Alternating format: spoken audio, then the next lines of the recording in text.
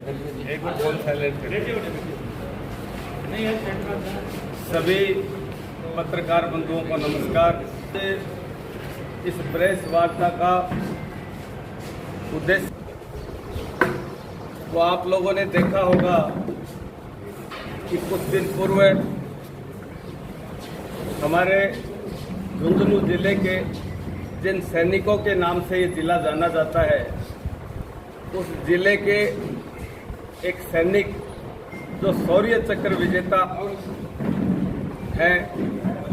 उनके साथ कांग्रेस के एक विधायक रफीक खान जी के घर पे किस तरीके से उसके साथ मारपीट की गई। मुझसे भी, चूँकि झुंझुनू सैनिकों का जिला है, कुछ सैनिक संगठन मुझसे मिले थे और इस बारे में चर्चा की, मांग की इस बात की कि एक देश के लिए अपना सब कुछ दांव पे लगाने वाले शौर्य चक्र किसको दिया जाता है। सबसे पहले तो इसकी जानकारी प्रत्येक देशवासी को होनी चाहिए कि शौर्य चक्र कौन देता है, शौर्य चक्र के क्या पैमाने हैं। ऐसे शौर्य चक्र विजेता जिसने अपनी नौकरी से त्यागपत्र दे दिया महज इस बात पे कि पेपर लीक हो गए, युवाओं के भविष्य के साथ खिलवाड़ हुआ, इसलिए उन्होंने अपनी नौकरी से इस्तीफा देकर हड़ताल पे बैठ गए। और ऐसे शौर्य चक्र विजेता ने वहां के विधायक के पास जाने का कारण किसी एजेंसी ने नहीं पूछा कि उन विधायक के घर पे उनके जाने का कारण क्या था, उनका उद्देश्य क्या था वहां जाने का। मुझे इस बात की जानकारी मिली कि कांग्रेस के विधायक एक अस्पताल में उनकी पत्नी सेवारत है, उनको बार बार अपने घर बुला रहे थे। उसको विधायकी का डर दिखाकर ये कहा जा रहा था कि आपको मेरे घर आना पड़ेगा। यहाँ पे आने का जब भी उन्होंने उनके ऊपर दबाव बनाया तो एक सैनिक की पत्नी ने इस बात का विरोध किया और एक शौर्य चक्र विजेता, एक सैनिक वहां बातचीत करने के लिए गया और विधायक के सामने कोई भी आदमी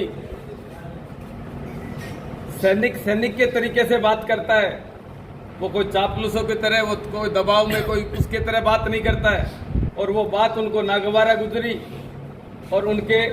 समर्थकों ने, उनके घर बैठे हुए लोगों ने उनके ऊपर इस तरह से उनके ऊपर हमला कर दिया जैसे कोई जेब कतरे के ऊपर हमला करते हैं। और मैं देख रहा था इस बात को कि कांग्रेस के विधायक के खिलाफ किसी भी कांग्रेस के बड़े नेता को यह कहना चाहिए था कि ये वो लोग हैं जिनके भरोसे ये देश चैन की नींद सोता है। और उस सैनिक के साथ अगर ऐसा बर्ताव हुआ तो उसकी जांच होनी चाहिए थी और अपने पार्टी के शीर्ष नेताओं के द्वारा उनको इस बात का उलाना देना चाहिए था, बजाय उसके कांग्रेस के पूर्व मुख्यमंत्री अशोक गहलोत जी और डोटासरा जी के द्वारा ट्वीट करके इस तरह की अपने विधायक को बढ़ावा देने वाली बातें कही गई, एक सैनिक को नीचा दिखाने का प्रयास किया गया। तो मैं आप मीडिया के बंधुओं के द्वारा ये कहना चाहता हूं, क्योंकि हमारा सैनिकों का जिला है और यहाँ का प्रत्येक सैनिक का खून उबाल रहा है इस बात के लिए कि इन दो बातों की जानकारी होनी चाहिए। मीडिया को भी इस बारे में इसकी आवाज़ उठानी चाहिए कि वो विधायक के घर जाने का कारण क्या था। और अगर वो विधायक के घर गए और कुछ भी उनको नागवारा गुजरा या उनको ऐसा लगा कि मेरे साथ गलत बर्ताव किया जा रहा है, तो एक विधायक या विधायक के पास रहने वाले उसके घर में बैठे हुए आदमियों को ये कोई भी संविधान कोई भी कानून ये इजाज़त नहीं देता कि वो उसके ऊपर हाथ उठाएं, उनके साथ मारपीट करें। मारपीट करने वालों के खिलाफ कार्रवाई होनी चाहिए थी।